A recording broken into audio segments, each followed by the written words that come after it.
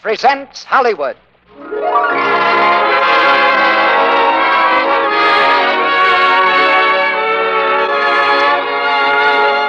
The Lux Radio Theater presents You Can't Take It With You, with an all-star cast headed by Edward Arnold, Walter Connolly, Fay Ray, Robert Cummings, Neda Harrigan, and Lee Patrick. Ladies and gentlemen, your producer, Mr. Cecil B. DeMille.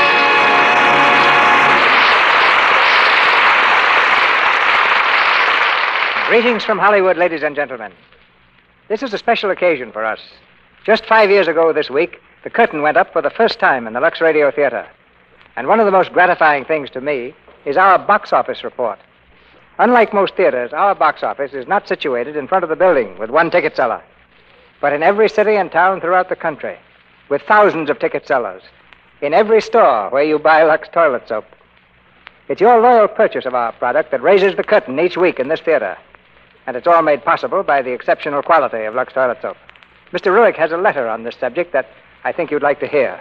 It says, Dear Mr. DeMille, we are all loyal to you, to the Lux Radio Theater, and to Lux toilet soap. I, for one, purchased Lux toilet soap at first as a thank you for the Lux Radio Theater, so the theater might be continued. But, just as you've told us, the quality of the product is so outstanding that I am now writing to tell you that I wouldn't think of doing without my Lux toilet soap. It's a grand help for a woman who wants to keep her complexion as attractive as possible, and it certainly makes a grand bath soap. And special thanks to you, Mr. DeMille, for You Can't Take It With You. I'll be listening in Monday night. And that, Mr. Ruick, brings us to our play. The ancient Greeks had a gift for philosophy, the Romans a gift for government, and just as certainly Americans have always been blessed with a gift for humor. Prophets of gloom have never fared very well in our country. They've always been overshadowed by prophets of laughter like Moss Hart and George S. Kaufman, who wrote You Can't Take It With You. A Pulitzer Prize play on the Broadway stage, and later a hit motion picture produced by Columbia Pictures Corporation, You Can't Take It With You is a great American comedy. But it's also a love story, for there can be humor in romance, even though the parties concerned are usually too serious to see it. To cast this play, we literally covered the country from Maine to California. Our good friend Edward Arnold was up in San Francisco enjoying a kind of postman's holiday with the Bohemian Club, a group of gentlemen who amuse themselves occasionally by putting on a play. But we suggested that it was time to stop entertaining himself and get back to entertaining the public. He's here tonight as Banker Kirby, the same role he played in the picture. Miss Fay Ray was in Maine, finishing an engagement on the Straw Hat Circuit. That's the branch of the theater which blooms in the spring and closes up at the first frost. But we reached her by telephone and told her about the part of Alice. And above the noise of shifting scenery, she managed to shout across the continent that she'd take the next train for California. We found Walter Connolly, our choice for Grandpa Vanderhoff, solemnly waving a steak knife in the Paramount Commissary. When we caught his eye from a safe distance, he explained that he was learning to be an orchestra conductor for the title role in The Gay Days of Victor Herbert. Robert Cummings, one of the most promising young leading men in Hollywood, takes the part of Tony. Neda Harrigan, in Private Life, Mrs. Walter Connolly, plays Mrs. Kirby, and lovely Lee Patrick, the role of Penny. Firecrackers, ballet dancers, romance, and income taxes are about to descend upon us. It's curtain time for Act One of You Can't Take It With You, starring Edward Arnold as Mr. Kirby, Walter Connolly as Grandpa Vanderhoff, Fay Ray as Alice, and Robert Cummings as Tony.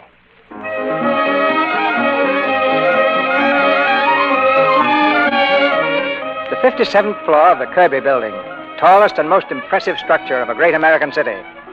On a door opposite the elevator is a brass plate bearing the legend, Anthony P. Kirby Company, Bankers. And behind 7 other doors marked private is the inner sanctum of the great Kirby himself. The famous tycoon cannot be disturbed just now. With his son Tony and a small group of associates, he's engaged in the ceremonial dance of modern business, a very important conference. Gentlemen, we're going ahead exactly as planned. Our company will be the largest individual corporation in the world, particularly with Ramsey lined up. Why, we'd control the whole field of production. Exactly, gentlemen. But, AP, Ramsey would never permit himself to be absorbed by anybody. Oh, won't he? Earlier this year, Ramsey floated a new issue, didn't he? What for? For expansion, new production facilities, all right. Where's he going to build these new production facilities? I own every 12 square blocks completely surrounding his factories. You own them? We didn't know anything about that, AP. Of course you didn't. Nobody knew. The Blakely Real Estate Company's been buying it for me a piece at a time, but my name was kept out of it. That's brilliant, AP. So you see, gentlemen, we can proceed without any trouble. Well, you know what to do. Come on, get busy. Yes, sir. We'll hop right to it. Oh, Douglas, Get me Mr. Blakely on the phone. Yes, sir. Well, Tony, how does it feel to be a vice president? Well, it's been painless enough so far, Dad. You talk as if you were having a tooth yanked. Look, Dad, maybe sometime when you've got a week or two off, you can sort of let me in on what the banking business is all about, huh? Oh, now, don't give up, Tony. Sure, it's complicated, but, you'll get used to it. How's your mother been? Oh, she's fine. Said she'd drop in later. Mr. Blakely's on the phone, sir. Good. Hello, Blakely. Hello, AP. How's it going, Blakely? You got that property yet? Well, I'm having a little trouble, AP. I've got all 12 blocks except one house, 25-foot front, and the man won't sell. Well, make him sell. Those 12 blocks are useless unless I can buy every inch. Well, I'm trying, AP, but the old man's a crank. I offered him $50,000 yesterday, and he turned it down. I tried to get him in here today to talk some sense into him, but I don't know. You don't know. You listen to me. I don't want any excuses. I want his house. And remember this, Blakely. Unless you buy the whole 12 blocks, you don't get a penny commission. Goodbye. But, Mr. Kirby, that man's got ice water in his veins. I tell you, John, we've got to get that property. You can't force a man to sell his home. Well, what'd he say when you offered him the $50,000? I'm not sure, but I think someone began singing, someone else danced, and Grandpa Vanderhoff himself sat down and played a mouth organ. A mouth organ? What are they, a bunch of nuts? Mr. Vanderhoff is here, Mr. Blakely. Oh, Mr. Vanderhoff. Well, send him right in. No. Have him wait. Yes, sir. Let him cool his heels a while. Psychology, eh? It never fails. Mr. Vanderhoff, Mr. Blakely will see you in just a minute. Oh, that's all right. I'm not in any hurry. Thank you, Mr. Vanderhoff. Say, mister, what are you doing with that there machine? Huh? Oh, well, why, this is an adding machine. Oh, my goodness, made a mistake. First time in 20 years. I suppose that calls for the building to collapse, hmm? What do you have to do that for? Well, I have to add up these figures and see if they check against these other figures. Why? Say, do you like it, this work you're doing? Oh, my goodness, no. Oh, for land's sakes, what am I saying? Then what do you do it for? What would you rather do? Rather do? Well, I make up things. Poetry? Oh, no, things, gadgets. Let's see, you got anything here? Well, look back here behind the desk. See? This is one of the things I made up. The bunny comes out of the cabbage, looks around, then it goes back. Now, that's kind of cute. Seems to me, Mr. Poppins. Seems to me, Mr. Poppins, that's the sort of thing you ought to be doing all the time. Yes. Well, maybe someday when my ship comes in. A lot of people waiting for that ship, Mr. Poppins. Meanwhile, they don't have any fun. Look, how would you like to come over to our house for a while and work on your gadgets? Over to your house? Now, don't feel bashful about it. Mr. DePinna, he's the Iceman, came over 9 years ago. Got interested in making fireworks down in the cellar with my son-in-law, Paul, and he's been living with us ever since. Over at our place, everybody does exactly what he wants to do. Really? That's wonderful. But how do you live? Who takes care of you? The same one who takes care of the lilies of the field, Mr. Poppins. If you like, you can come over and be a lily, too. Say, let's hear that bunny again, will you? Well, all right. It's a wonderful invention, Mr. Poppins. Ought to be fun making it, too. Poppins.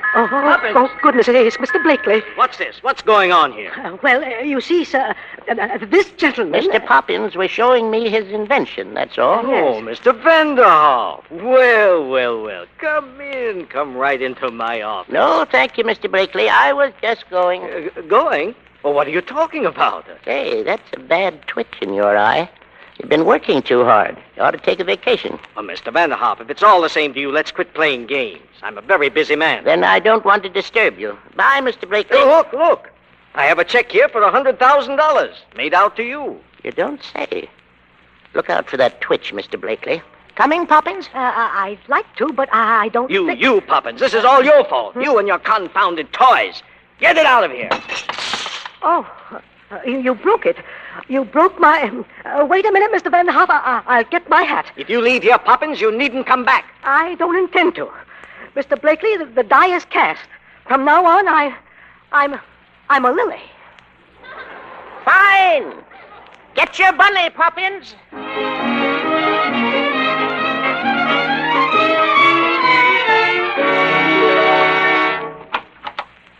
Go right in, Mr. Poppins. Thank you. Hello, Grandpa. That you? Yep, Reba. You better set another place for dinner. Mr. Poppins here is going to stay with us for a while. No, ain't that nice. How do, Mr. Poppins? How do you do? Reba, Will you taste a love dream for me? It's a new candy I'm working on with coconut. Like to, Miss Essie, but I just ate a scallion. It's going to taste like scallions no matter what. Guess I'll have to ask Mother then. Hello, Grandpa. This is my granddaughter, Essie, Mr. Poppins. Makes the best candy in the city. Hello. Hello. Just put your hat over there, Mr. Poppins. I'll show you where you can wash up. Mother. Mother, will you please taste a love dream for me? I don't think I can now, Essie. I'm busy with my play. You have to make candy today. It's so hot. Well, Ed went out and got a bunch of new orders. If it keeps on, you'll be opening a store, dear. That's what Ed was saying last night, but I said no. I want to be a dancer. Miss Essie, that new batch of love dreams was about ready. Oh, gosh, I better get back to the kitchen. Finished the second act yet, Mrs. Sycamore? Oh, no, Reba. I've got Cynthia just entering the monastery. Monastery? She was singing in the Paradise Club last I heard. Well, she gets tired of the Paradise Club, and there's its monastery, so she goes there. My, I bet she busted wide open. Wait a minute, Mr. DePinna. I want to show my wife. Oh, what are you doing down in the cellar? Look, Penny, the new firecrackers. Mr. DePinna and I just got through with them. We can sell them for 10 cents a string, and they pop like the dickens. Watch. Pretty nice, huh? Yes, dear, they're lovely. Mr. Sycamore? Yes, Mr. DePinna? On this skyrocket, I think we got the powder chamber too close to the balloon. Bring it up here and let me see. Mother, Ed's coming home. Ed's coming home. I saw him through the window. Hey, Essie. Here I am, Ed. Well, I delivered the candy. How's my beautiful wife? Oh, just fine, dear. I couldn't wait to get home and get at the xylophone. Say, wait till you hear this tune. It's been ringing in my ears all day. Listen. Oh, I like that, Ed. Is it yours? No, Chopin. Got a lot of you in it. It makes me feel like practicing my dancing. Dum-dee-dum-dum-dee-dum-dum. Come on, Mr. Poppins. Come on in and meet the rest of the family. Folks, this is Mr. Poppins. You know Essie. The fella playing the xylophone is Ed. He's her husband. This is my son-in-law, Paul Sycamore. Hello, Mr. Poppins. How do you do? And Mr. DePinna. He's the Iceman. Very pleased to know you. How do you do? And over here is my daughter, Penny. How do you do? Oh, hello. Were you ever in a monastery, Mr. Poppins? No, I never have been. What's the matter, Penny? Stuck? Well, I've got her in the monastery, and I can't get her out. Hey, where's Alice? Isn't she coming home for dinner? She didn't say. I think she ought to stop working in that millinery shop. They make her stay so late. Why, Penny, she hasn't worked there for 5 months. Really? She works for some bankers now, Kirby and Son. She works for the Sun. Bankers? Now, isn't that nice? Reba! Reba! Yes, Mrs. Sycamore? Reba, will you please call up Alice at her office and ask her if she's coming home to dinner? That's at Kirby and Son, Reba. Yeah, I know. Yes, she works for the Sun. Now, where was I in my play? Tony, dear. Yes, Alice. Tony, stop me if I'm wrong, but isn't that the telephone ringing? Say, that's strange. You know, I thought I heard something. Voices in my ear. Voices that say, if you don't kiss Alice Sycamore right away, you're a chump. Tony, please. This is a business office. Hello, Mr. Anthony Kirby Jr.'s office. Oh, hello, Reba. Wait. Mother wants to know if I'll be home for dinner. Oh, definitely not. The man says no, Reba. Darling. Tony, stop that. Reba, tell Grandpa I love him as much as ever, but a young vice president has me in his power. Tony, Well, I was only kissing you on the back of the neck. What's the matter with you? Yes, Reba, of course I'm struggling. Tony, don't you come. Tony. Good evening, dear. Oh. Mother. Oh, hello, Mother. Won't you sort of sit down or something? No, I see you're busy. If you don't mind, I think I'll go and see your father. Excuse me, dear. Goodbye, Reba. I've got to hang up now. The ceiling just fell in. Tony, would you mind handing me the want ad section of that paper? Oh, I'm sorry, Alice. I had no idea my mother was going to pop in like that. No, I guess you didn't. Well, I'd better go home. Now, wait a minute. I want to tell you something. Last night I informed that irate lady that was just in here that I was going to marry you. Tony! Well, I don't remember your telling it to me. Well, you didn't ask me. Did you see the way she looked at me? I know just what she was thinking. Oh, listen, there seems to be a general impression around here that the Kirbys are ogres or something. Well, that has nothing to do with me. They're just putty in my hands. Never wanted to think I couldn't get if I yelled long enough. Oh, it worked like a charm when I was a baby. Here, I'll give you an idea. Tony! Oh, you crazy. Sure. And there's one little detail I forgot to mention. I love you, Alice. I love you very much. Oh, Tony. Tony.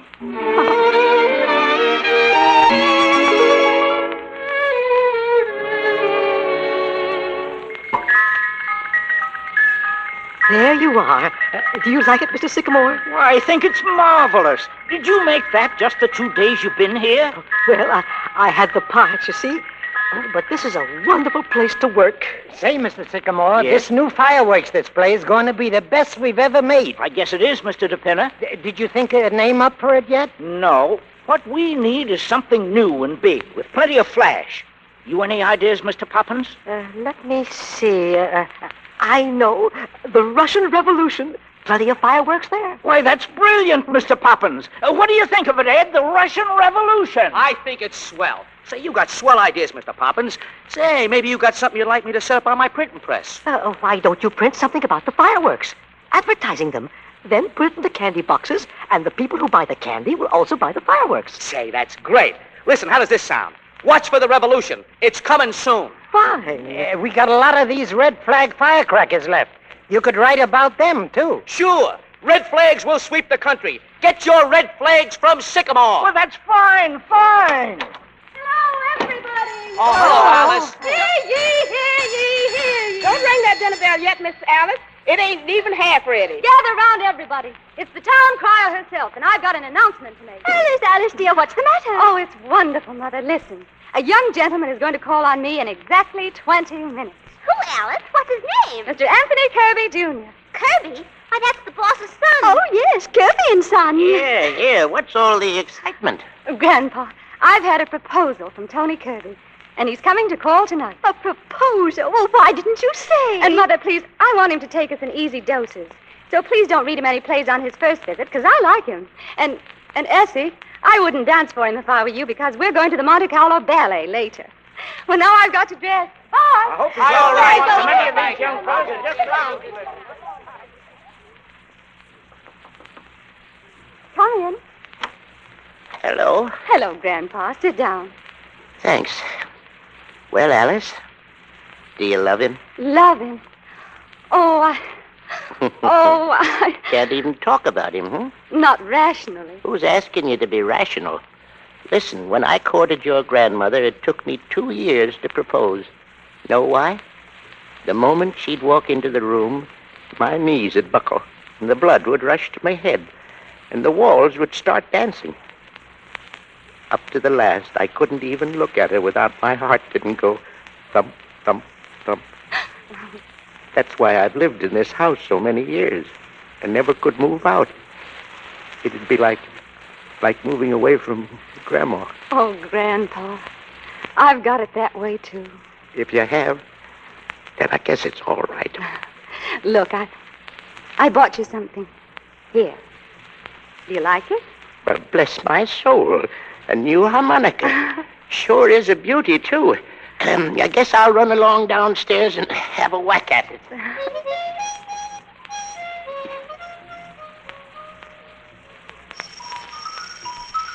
There's the bell. He's here now. Tell him I'll be right there, Grandpa. That's wonderful, Ed. Stop playing. I think I heard the bell. And remember, everybody, be very nice. It's Alice's young man. Hello. I'm Alice's mother. Come right in. I'm afraid there's been a mistake. My name is Henderson. Henderson? But I thought it was Kirby. Wilbur G. Henderson, Internal Revenue Department. I'm looking for Martin Vanderhoff. Right here. Come on in. Thank you. Sit down, sir. Thanks. Mr. Vanderhoff, the government wants to talk to you about a little matter of income tax. Income tax? Now, Mr. Vanderhoff, we've written you several letters about this and no reply. And according to our records... Oh, that's Mr. Kirby now. I'll answer it. Excuse me. Come right in, Mr. Kirby. Thanks. Hello, son. Glad to see you. Thank you, sir. Mother, is that Mr. Kirby? Yes, dear. He's lovely. Sit down, son. Sit down. Make yourself at home. Oh, thank you very much. Mr. Vanderhoff, I hope you'll excuse me, but I've got to be going. Oh, I'm sorry. Drop in again sometime for dinner. If you don't mind, I'd like to get my business over before I go. Oh? Mr. Vanderhoff, our records show that you have never paid an income tax. That's right. Why not? I don't believe in it. You don't believe in it? No, sir. Well, whether you believe in it or not, you owe the government 22 years back income taxes. Yes? Now, look, Mr. Henderson, suppose I pay you the money, mind you. I don't say I'm going to, but just for the sake of argument. What do I get for my money? Get? What? Why, you get everything. What? Well, everything. Look at Congress and the House and the Senate. We've got to pay them, don't we? Not with my money, no, sir. Now listen. Well, here I am. Oh. Hello, Tony. Hello, Alice. I hope you all got acquainted. Oh, yes. I think you two will make such a lovely couple. Mother. Look, Mr. Vanderhoff, there's no two ways about it. You've got to pay your taxes. How's that? I said you've got to pay it. Well, they've got to show me. They don't have to show you. I just told you. Look, who's going to pay for all those buildings down in Washington? And interstate commerce and the Constitution. The Constitution was paid for long ago. And interstate commerce, what is interstate commerce anyway? Oh, look, there are 48 states, see? And if it weren't for interstate commerce, nothing could get from one state to another, see? Why not? Have they got fences? No, they haven't got fences. They've got laws. Oh, holy smoke, I never ran across anything like this before. Well, I might pay you about $75, but that's all it's worth. You'll pay every cent of it, like everybody else. And if you think you're bigger than the law, you've got another thing coming. Oh, holy smoke, what's that? What's that? Let me out of this place. Let me out of here. Let me out of here. You see, Tony, my father makes fireworks in the cellar. Oh, well, I hope you don't get into any trouble, Mr. Vanderhoff. Not me. I don't owe the government a cent. Alice, dear, here's your wrap. Thanks, Mother. All ready, Tony? We'll be late.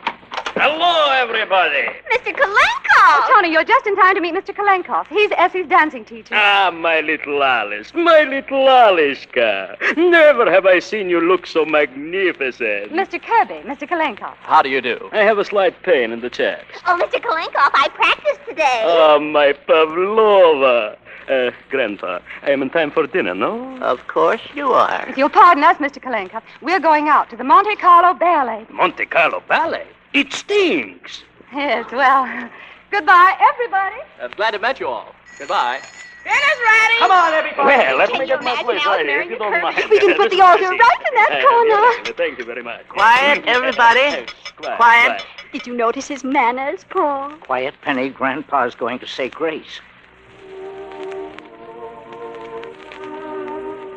Well, sir, we've been getting along pretty good for quite a while now, and we're certainly much obliged. Looks like Alice is going to get married, and I think she'll be happy, because we just met the boy you sent to her, and he looks fine.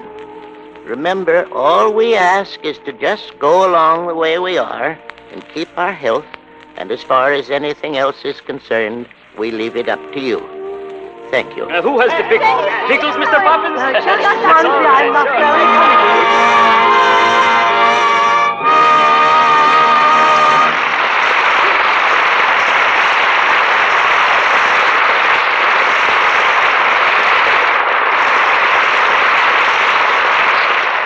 The curtain falls on Act One if you can't take it with you. And the course of romance promises to be rather stormy in the Vanderhoff household. During the brief intermission, before we go on with the second act, a member of our official family, Mr. Ruick, has an interesting interlude for you. Yes, I should like to tell you about a conversation that some of us had last night. We were sitting around a table at the Brown Derby when someone brought up the subject of how men differ from women in their attitude towards the simple things of life. For instance, men don't like plays that are sad as much as women do. And men sing in the bath, Mr. Ruick. That's right, Mr. Ruick. And we've made up a little song about that which we think is cute. Want to hear it? We certainly do. Go ahead. Here's what we've heard nearly everyone say. Women are different from men. Ladies, when bathing, are not half so gay. While men sing or whistle and then sing again. If they're Irish, the tune goes like this. If they're Scotch, here is one they won't miss.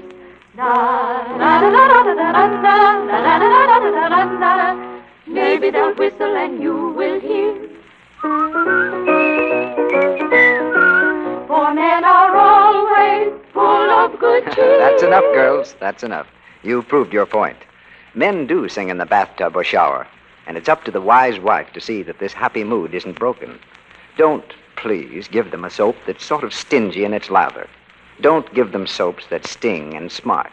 In short, do give them LUX toilet soap. Its rich, active lather works up fast and cleanses thoroughly and quickly. Yet it's gentle and mild. It makes a bath a pleasure. And best of all, it leaves a man sure of fastidious grooming. Mr. Ruick, we have a two-line encore to our song. Fine, let's hear it. Here is how you can keep husbands always gay. Let them take baths the Lux soap way.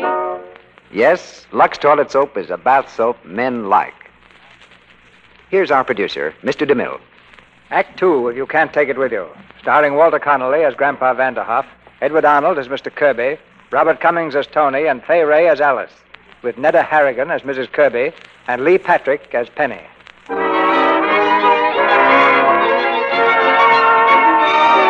It's later the same evening.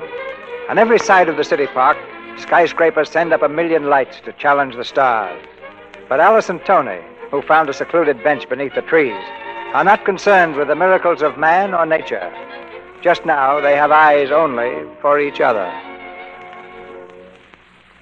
What are you thinking, Tony?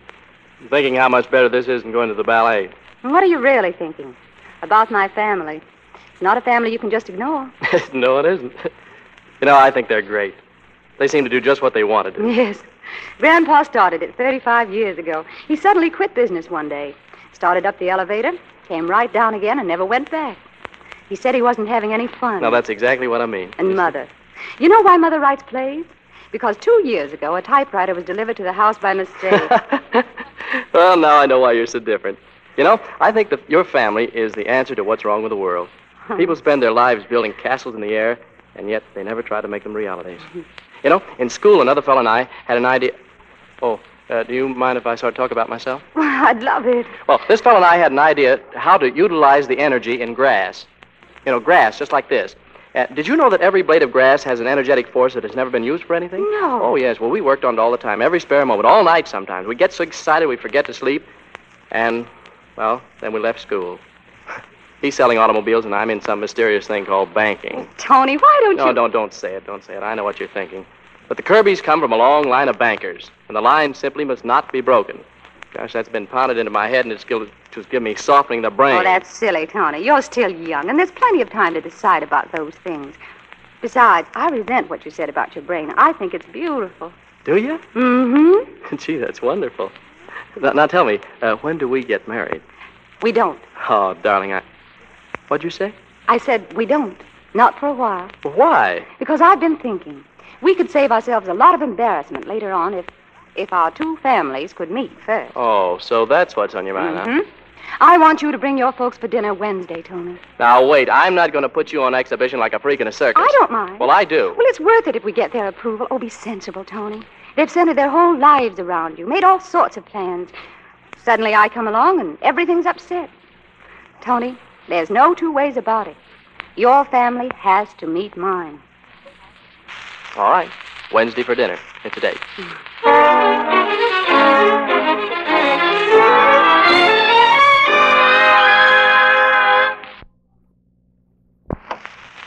Anthony, aren't you dressed yet? No, I'm not. Well, hurry, dear. Tony said 8 o'clock. Look here, Miriam. Are you serious about taking me on this slumming tour? The more we fight, Tony, the more he'll resist. It's the only thing to do. Yes, but the dinner in That's some just awful... it. She's probably from some dull middle-class family. As soon as Tony sees us all together, he'll realize how impossible the situation is. Yeah, that I take it as what is known as being subtle. Huh? Yes. Oh, heaven only knows what they'll have to eat. You know how sensitive my stomach is, Miriam? They're sure to have some vegetables, Anthony. Probably cooked. You know, mine have got to be raw. Anthony, please hurry. They're expecting us at 8 o'clock. All right. Give me a chance.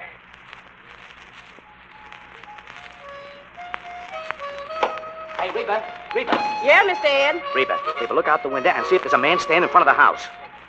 What you so excited about, Ed? There's a man been following me, Grandpa, the last few nights when I've been out delivering candy. Maybe he wants a piece. Huh? I don't see nobody, Mr. Ed. Whee! Someday, Alice, you're going to break your neck sliding down that banister. Someday I'm going to do it without holding.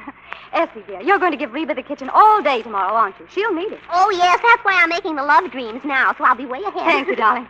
And look, Mother, tomorrow night before the Kirbys come, will you have Reba put everything down in the cellar? The typewriter, the kittens, and the xylophone? Certainly, dear. Reba, remind me. The Kirbys are certainly going to get the wrong impression of this house tomorrow night. Well, I'll be upstairs if anybody wants me.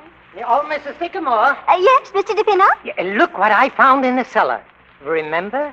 Over 8 years ago. Why, of course, Mr. DePinner. It's my painting of you as the discus thrower. Oh, I always meant to finish it, but I got started on my plays and never painted again. Well, it's just as well. I'd have been the next one to strip. You know what? I think I'll finish it tonight. Is the costume still down in the cellar, Mr. DePinner? Sure, we use the bath towel. You go get it, Mr. DePinner, and I'll go upstairs and get my palette and brushes. Oh, boy. Door, Reba. I'll answer, Grandpa. Hello, Mr. Kalinko. Reba's here. Well, Grandpa, I'm in time for dinner, no? Yes, sir, Mr. Kolenkov. Right on time. That is why I like to... What is that thing? That? It's a picture of Mr. DePinner. Penny painted it. It stinks. Let's see. Yep, I guess it does. Oh, Mr. Kalinko, I'll get my dancing clothes and be right down. Oh, my Pavlova, you are like a beautiful swan. Is he making any progress in her dancing, Mr. Kolenkov? Well, confidentially, she stinks. Well, as long as she's having fun. Oh, hello, Mr. Kalenko. Oh, dear, it seems so nice to get into my art things again. Ah, Mrs. Sycamore, you are like a breath of Paris. Oh, thank you. It's the tam o' shanter does it, don't you think? Yeah, I'm ready, Mrs. Sycamore. Where are you going to work? Right here, Mr. DePinner. The toga looks pretty good, huh? Well, all right now. Pose, Mr. DePinner. All ready, Mr. Kalenko. My new ballet dress. Good, Essie, good. And now, Ed, music, please. For tonight's lesson, we use the dance of the hour. Okay. Now, ready? We begin. 1, 2, 3, 4. Pirouette. Pirouette. Could you pull your stomach in a little, Mr. DePinner? 4. A little freer with the hands. The music must be freer, too. Mrs. Sycamore, Mrs. Oh, Sycamore. wait, not now. Your stomach in a little more, Mr. DePinner. Mrs. Sycamore, it's the Kirbys. They're here. Oh, my. Oh, hello, everybody. Well, good evening, Tony. Good evening. You're Mr. and Mrs. Kirby, aren't you? How do you do? Are we too early? No. Sit right down and make yourself at home. It's perfectly all right. Why, yes, only we thought it was tomorrow night. Tomorrow night? Tony! Well, that's funny. I thought... Really, this is most embarrassing. Not at all. We weren't doing a thing. Of course, we were just having a quiet evening at home. Now, don't let that bother you. This is Alice's mother, Alice's sister, Mrs. Carmichael, Mr. Carmichael, and Mr. Kolenko. How do you do? And, yes, the discus thrower is Mr. DePinner. How do you do? Don't mind my costume. I'll take it right off. Oh. I'll call Alice. Alice, dear. What is it, Mother? Will you come down, dear? We have a surprise for you. Be right there. Well... I feel very uncomfortable about this. It's very careless of you, Tony. Very. Penny, how about some dinner for these folks? Please don't bother. Oh, no bother at all. Ed, call up Murphy's and get a half a dozen bottles of beer and some canned salmon. Do you like canned salmon, Mr. Kirby? Please don't trouble. I'm not very hungry. We're having frankfurters, but I don't think we'll have enough now that you've come. Make it frankfurters, Ed, and see if Reba has enough. Okay. Hey, Reba. I can tell it without holding. Hello, Alice. Oh, dear. What do you think, Alice? They thought it was tonight. Oh, but Tony, I thought... Oh, I'm so sorry. You see, I was planning such a nice party tomorrow night. Well, perhaps we could come tomorrow night. Oh, no. We'd better see about getting you some dinner. Oh, that's all done, Alice. I sent out. What did you send out for? Mr. Kirby should have told you. He suffers from indigestion. Now, Miriam, it isn't as serious as all that. Well, perhaps it is not indigestion at all, Mr. Kirby. Perhaps it is stomach ulcer. Stomach... Oh. Oh, sit down, Mr. Kirby. Tell me, how do you find business conditions? Well, that depends on what side of the fence you're on. Isn't this nice? A real chat. Have you any hobbies, Mr. Kirby? Business is my hobby, Mrs. Sycamore. Tony told me you once raised orchids. Well, that was a long time ago. Grandpa plays a harmonica. Oh, really? Yes. Ever played one, Mr. Kirby? Well... When Mr. Kirby was a boy, the harmonica was associated with street corner loafers. Oh, were they, Mother? Of course. Well, then Dad's been holding out on you. He used to be a champ. He told me so himself. Here's the grub. Only they didn't have any more frankfurters, so I got pickled pig's feet. Oh. Never mind, Ed. Just bring everything in the kitchen. I'll fix some scrambled eggs for Mr. Kirby. Oh, Alice, wait a minute. I'll help. Well, Tony, that's that, I guess. A fine impression we're making. How could you make such a dreadful mistake? You knew it was tomorrow night. Sure did. Tony, you mean you brought them tonight purposely? Why? Well, I wanted their approval of you just as you are, not a trumped-up evening with everybody acting unnatural. Oh, but I wanted them to like us. Oh, you've spoiled it. I planned such a nice evening. Oh, a fine pair to plan things for. They're out there acting like a couple of people on a slumming tour. Reba, fix some scrambled eggs, please. Come on, we'd better get back. Now, the perfect hobby should improve the body as well as the mind. The Romans were a great people. Why? What was their hobby? Wrestling. In the wrestling, you have to think quick with the mind and the body. That's quite true. When I was young, I was quite good at it. But unfortunately, as the years go on... Foolish. Once a wrestler, you never forget. I have not wrestled in 6 years, and I forget nothing. Look, Mr. Kirby, stand up. Now, wait a Mr. minute. Blankoff, leave Mr. Kirby alone. Now, you hold me so, and I hold you so. Now, listen, I don't want to wrestle. I do. Listen. Mr. Kirby. Oh, look what you've done to Mr. Kirby. Oh, let me help you out. My Mr. glasses. Kirby. Where are my glasses? Oh, here they are, Mr. Kirby. They're broken. Well, I am sorry, but when you wrestle again, Mr. Kirby, you will, of course, not wear glasses. If you don't mind, perhaps we'd better be going. Oh, now, Mrs. Kirby, don't be silly. No use rushing off like this. I want to stay here and talk to you, Alice. I'd rather you didn't. There's nothing to talk about. Good night. Well, it's been very nice to have met all of you. Stay right where you are, everybody. Oh, good heavens. What's all this? Who are Which you? one was it, Joe? This guy here. Hey, Grab what it. is this? What is this? What do you mean? Say, here, we don't belong in this house. We're Keep only your visiting mouth here. shut. You, what's your name? My name is Edward Carmichael. Say, I haven't done anything. Hey, what's all this about? Police department. Ed, what have you done? Nothing, Elsie. I told you somebody was following Shut me. up. Now, this door lead to the cellar? Yes, yes, it does. Go down there, Joe, and look around. Okay, Chief. Now, nobody move. Come here, Carmichael.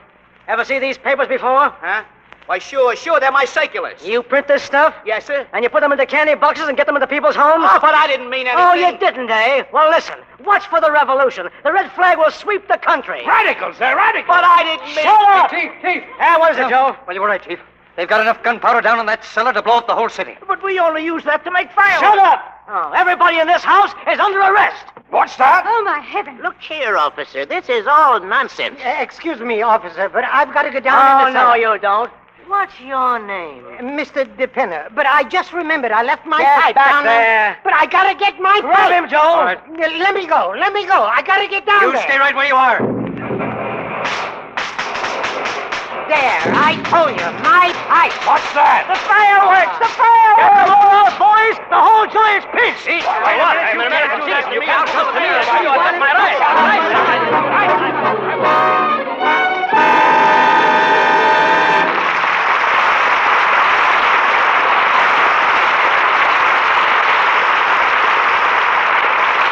Act 2 of You Can't Take It With You ended rather abruptly. We'll see what happens in Act 3. If anyone can get out of a fix like that, our money's on Grandpa. Perhaps his secret is friendliness. And here's another gentleman who seems to know that secret. After a brief intermission, we will go on with Act 3 of You Can't Take It With You, starring Edward Arnold, Walter Connolly, Fay Ray, Robert Cummings, Neda Harrigan, and Lee Patrick. A few weeks ago, I mentioned on this program a conversation I'd had with Joan Bennett. A few days later, I got a letter that made me think that perhaps I'm not always as grateful as I should be. The letter says, well, here, Sally, you read it. Dear Mr. Ruick, so you know Joan Bennett. You big lucky. I wish I knew her. Why don't you tell us some more about the stars you know personally? Shall I read the way it's signed? Well, certainly, why not? Go ahead. Well, it's signed An Admirer. Oh, that. She doesn't mean me, Sally. She means she admires Joan Bennett. And by George, so do I. What a complexion she has. Are you going to do what she asks? Who, Joan Bennett? Oh, no, an admirer. Oh, you mean to talk more about the movie stars I know? Well, I know Olivia de Havilland. And believe me, I was glad I did the other night. Why, Mr. Ruick? Because I was at the Trocadero, and she came in. She looked so absolutely beautiful that everyone in the place turned to look. She has lovely skin. Indeed she has. And she uses Lux soap. She's a real fan for it. Says it does a swell job for her. And besides, she likes to use it because it has such a nice perfume. You can bet a girl like Olivia wouldn't use Lux unless it did work, because she's really a practical little thing, sort of businesslike about everything, expects results. 9 out of 10 screen stars use Lux soap. That means they get results, doesn't it, Mr. Ruick? It certainly does, Sally. Lux soap has active lather that does a thorough job, makes you sure of perfect cleansing. And that means it's the soap for every woman who wants her skin to have the best of care. Smooth, soft skin is a joy to everyone who looks at it. And everyone does look at it and admire it. So let Lux toilet soap help you win the love and admiration you ought to have. We pause now for station identification. This is the Columbia Broadcasting System.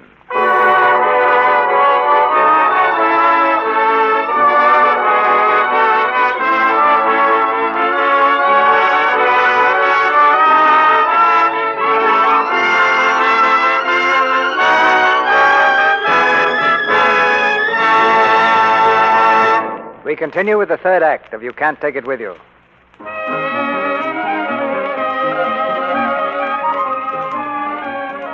The long arm of the law has reached into the Vanderhoff household and scooped up the entire family, and with them the aristocratic Kirbys. In the police station, the men have been herded into a single barred room, reserved especially for the drunk and disorderly.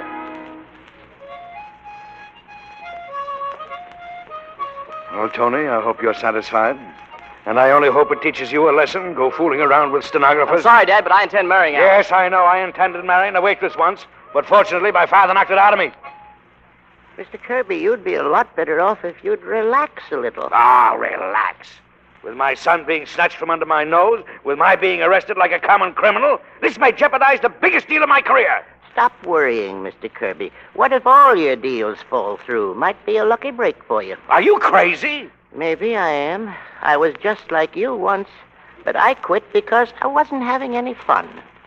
That was 35 years ago. Yeah, and you haven't done a thing since. Oh, yes.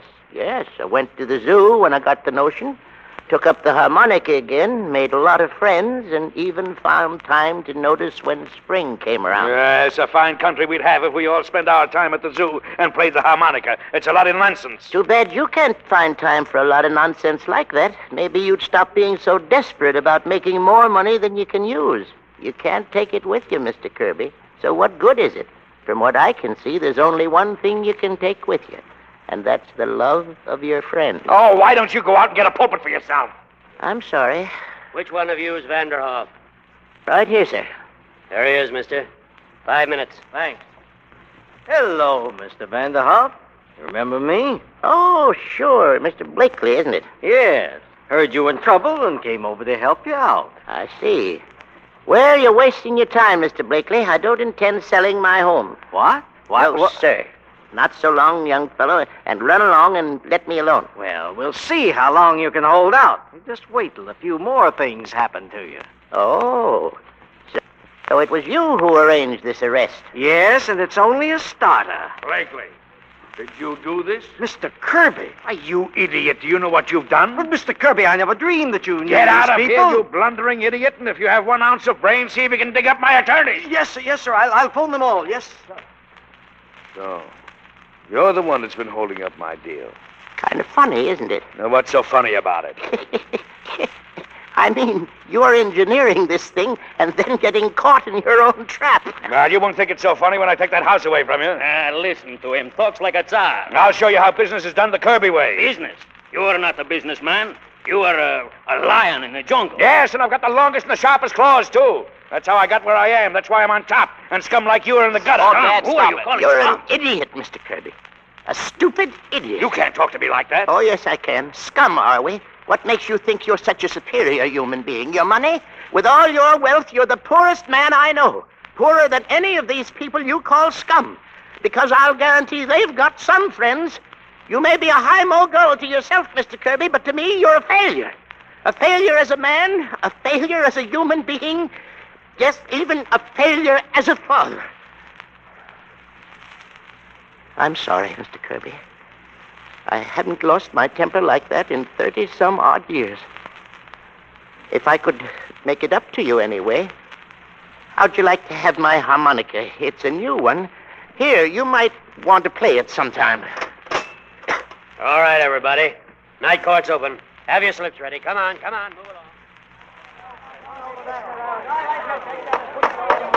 Silence! Mr. Vanderhoff, for disturbing the peace, you and the rest of your family are, by your own plea, guilty. But I shall suspend sentence. Thank you, sir. But for manufacturing explosives without a license. I'm sorry, but I'm forced to fine you $100. $100? That's a lot of money. Your Honor, I'll pay his fine. No, thank you very much, Mr. Kirby, but I couldn't let you do that. Hey, we got to help Grandpa. He's our neighbor. Order! Silence, please. Oh, Grandpa, don't worry. Why, Maggie. Your Honor, we're Grandpa's neighbors. We'll take care of that fine for him. We'll take up a collection. What are you, Mr. Vanderhoff? Sure we are. Very well, but quietly, please. Thanks, Judge. Okay, folks, let's pony up. You're a lucky man, Mr. Vanderhoff, to have so many friends. Yes, sir. Now, gentlemen, I'd like to dismiss the charge of disturbing the peace against the Kirbys. But if these people were guilty, then I must assume the Kirbys were guilty, too. Unless, of course, they can explain what they were doing there. I don't see that that's important. Haven't we been embarrassed enough? Your Honor, if I may say something. Yes, of course, Mr. Vanderhoff. These people just dropped in to see me about buying my house. Why, of course. That's all we were there for. That's not true. Now, Alice. Now, let me alone. I won't stand for it. I won't stand for our being humiliated like this. Your Honor, they're ashamed to admit that they came to look my family over to see if I was good enough to marry their precious son. Well, I never heard She's right, Mother. That's just why we were there. It's time you spoke up, Tony Kirby. Why, it's your family that isn't good enough. I wouldn't be related to a bunch of snobs like that for anything in the world. How do you like that?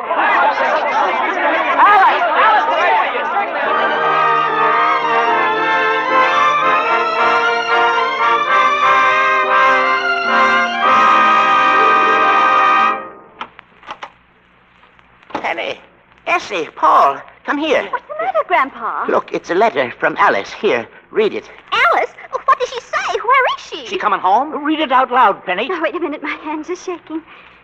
She's staying with Helen, her school friend, in Riverside. That's in Connecticut. Read what she says, Ma. Now, let me see now.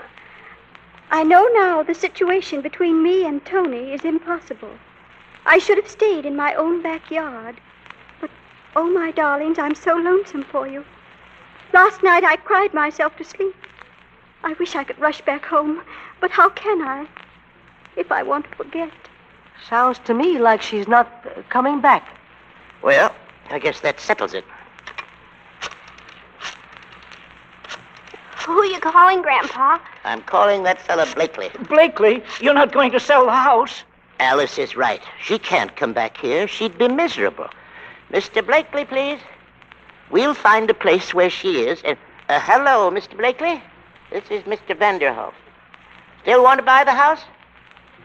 All right, draw up the papers. That's all right. Quite a crook, that fella.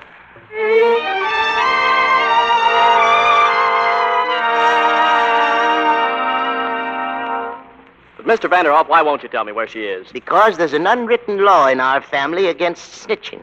And Alice doesn't want to see you, Tony. Grandpa, is the moving man down there? He just took out the xylophone. Pretty busy today here, son, moving and all. Mr. Vanderhoff, if you see Alice, will you tell her, tell her that I've quit the banking business, and I'm going to work on that grass thing. Grass, sure. Grandpa! I just seen Miss Alice coming up the walk. Miss Alice is home. Oh, heavenly days. But we were going to see her. Mother! Grandpa! I'm back. Oh, Alice, darling. Grandpa, what are you doing? I came as soon as I got your telegram that... Oh, I'm too late. You've already sold the house. Of course I sold the house. I was getting tired of it. But now everybody on the block has to move. And what about Grandma? You're moving away from her. Alice. Well, Mr. Kirby, you wanted the house and you got it. Well, now get out. But Alice, please, Don't talk to me. Oh, Grandpa. It's all right, Alice. It's all right. Now, don't cry, honey. The desk was right here, wasn't it? Set her down, Harry. Say, what is this? What are you bringing that furniture back in here for? Orders, Grandpa. Come on, Harry. What in the world? May I come in? Dad. Why, it's Mr. Kirby. Mr. Kirby. Do you mind if I sit down? Of course not. We're a little short on chairs. Well, you won't be. I told the men to bring your furniture back. You did? Why? Mr. Vanderhoff, you told me I was a failure as a man and as a father. I guess maybe you were right. My son walked out on me today. Oh, Dad. But I'm not giving up. I want my son back. I want to be a success as a father. So the first thing I've got to do is to be a success as a man. My big deal isn't going through, and strangely enough, I don't care. Mr. Kirby, you know what I do when I'm facing a crisis of some kind? No. I just take out my harmonica and play until the crisis fades away.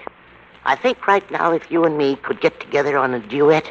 You brought the harmonica I gave you, didn't you? Well, Fine. How about Polly Wolly Doodle? Polly Wolly Doodle. I'll start it and you join in. All right. that's beautiful. Paul, isn't it lovely? Look, it's the jungle line on the harmonica. Ah, my Russian wrestling friend. What are you doing here? I'll show you. I hold you so. You hold me so. What am I doing? I'm doing this. Oh, magnificent! Thank you. Come on, Mr. Vanderhoff. Ed, how about the xylophone? Okay with me, Essie. Where's the kid? Alice, I guess everything's all right now, huh? Oh, Tony, I can't say a word. Gee, I feel like screaming. Yes, it's coming over me. Yeah, I got her. But you've got what you want, Tony. Oh, Alice. Oh, gosh.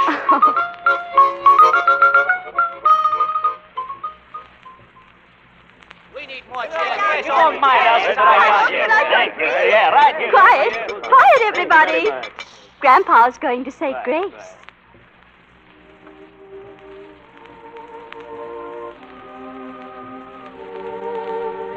Well, sir, here we are again. We had a little trouble, but that's not your fault. You spread the milk of human kindness, and if some of it gets curdled, that's our lookout. Anyway, things have turned out fine. Alice is going to marry Tony. The Kirbys are coming to live with us for a while. And everybody on the block is happy. We've all got our health, and as far as anything else is concerned, we leave it up to you. Thank you. Has anybody got the picture?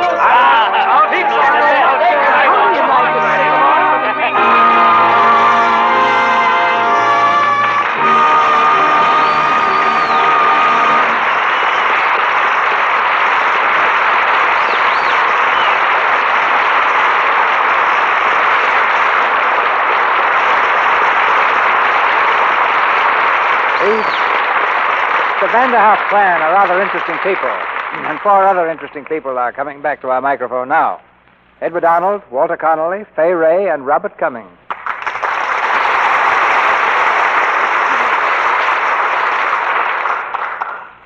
That's quite a mob you got here tonight, CB. Gangsters? Where? Not gangsters, Walter, just a mob. You know, 2's company, 4's a mob. Why, the retrenchment. A DeMille mob scene ought to have about 4,000, shouldn't it? Sometimes 4 good actors can outshine 4,000, Bob. Yeah, but they can't make as much noise. That depends on their ammunition. You 4 made plenty tonight. Well, we're all a little shell-shocked after rehearsing under firecrackers all week. Well, I do think it was carrying realism too far when the man put firecracker off under my chair. That was rather a low trick. But, Eddie, wasn't that in the spirit of the Low Jinks Festival at the Bohemian Club? Well, we have 2 important pilgrimages a year, CB. The High Jinks, which is serious, and the Low Jinks, which speaks for itself. It's quite a sight, actors making fun of themselves. Oh, no, Ed, impossible. Actors never make fun of themselves. Well, I've seen it with my own eyes. I'll take you all up sometime, show you. All except Fay. It's strictly stag. Oh. Educational, but not co-educational. Yeah. Well, never mind, Fay. How did you enjoy that summer theater in Maine? Oh, it was grand. The only way I know of to get paid for taking a vacation in Maine. And I have something to report that will interest you, CB. I found in my summer theater that Lux soap is just as popular backstage as it is in Hollywood. Naturally, I took some with me when I went to Maine because I've used it for years.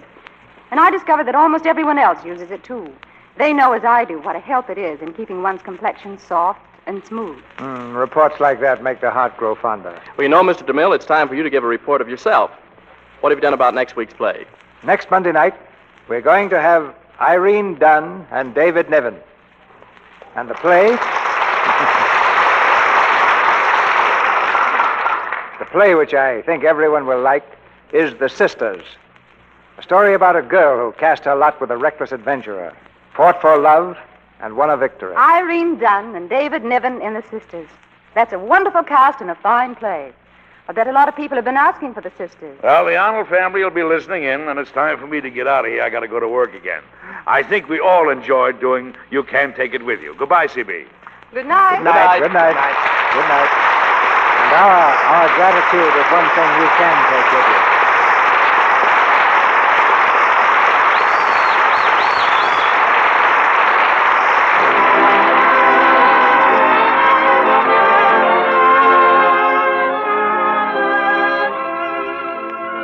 Our sponsors, the makers of Lux Toilet Soap, join me in inviting you to be with us again next Monday night when the Lux Radio Theater presents Irene Dunn and David Niven in The Sisters. this is Cecil B. DeMille saying good night to you from Hollywood.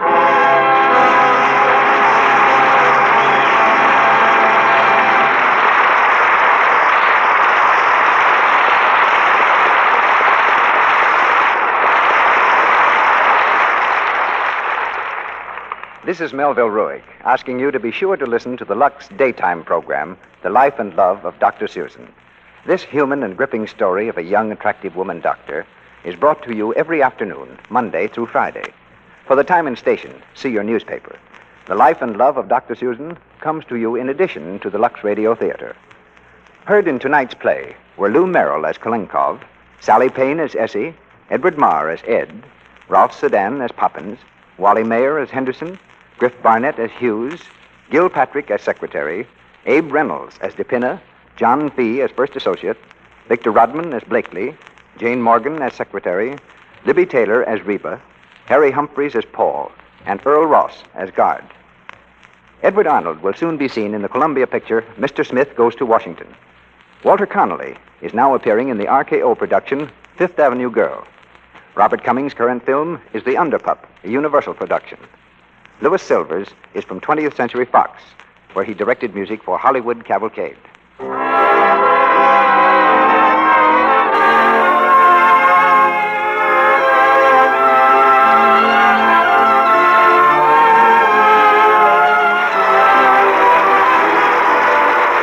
This is the Columbia Broadcasting System.